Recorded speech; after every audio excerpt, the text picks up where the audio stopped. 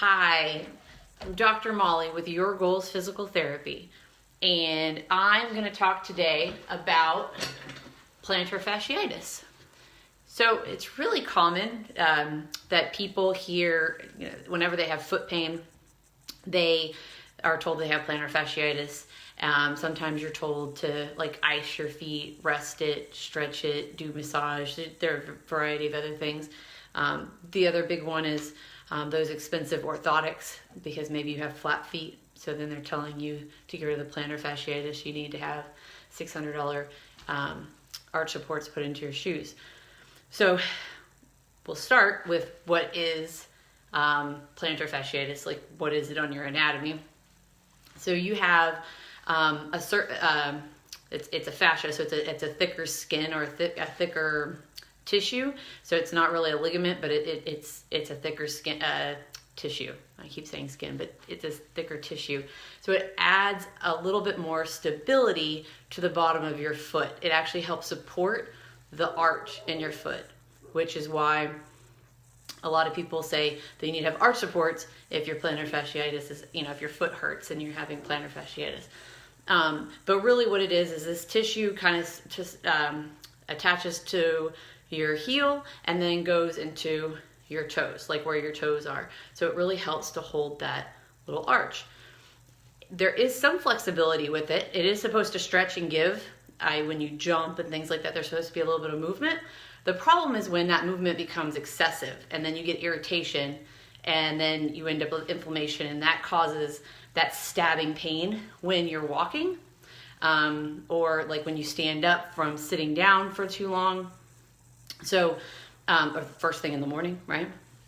So then how do you get rid of it, right? So I had a patient come in and she had tried everything.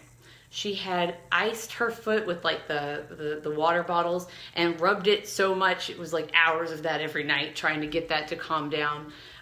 She even slept in that big bulky boot they suggest that you get. So anybody who's seen it, it basically keeps your foot in a very, a neutral position, like your toes are pointed straight up. It doesn't let them point at all. But it's normally very bulky, and a lot of people have a hard time sleeping in that. She had tried cortisone shots, which helped for a little bit, but didn't do anything. And the next step the doctor was talking about was surgery. So she wasn't really holding out a whole lot of hope that anything would help at this point, because she'd already tried.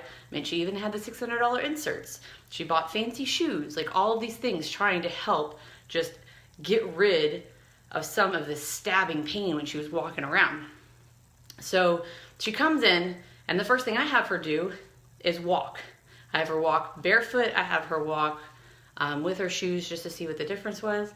I had her go through we did a full examination. So we looked at her hip, her knee, her ankle, and even her foot, and how all of that moves. And at the end of that, I was able to tell her most of her problem was actually coming from her hip. There was an imbalance occurring in her hip that was affecting her foot.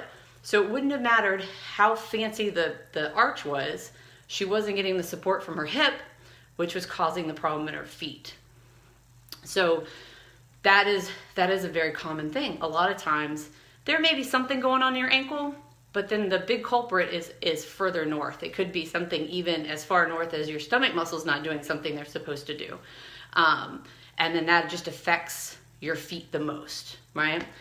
So after we set up a plan, after that first day she came in, that would fit her lifestyle, because everybody's kind of busy. So we figured out something that would work, that she would be able to keep up with. And by the time she was ready to be done with therapy, she had been out of the pain for a while, but now she was able to do all the things that she hadn't even really thought about, that she had stopped doing, because the pain in her foot was so bad. So she was just avoiding things. So now it's time to go shopping. She would never have thought about going to a shopping mall. She was able to go to a shopping mall without having to look for where the next seating area is so that she could go take a break.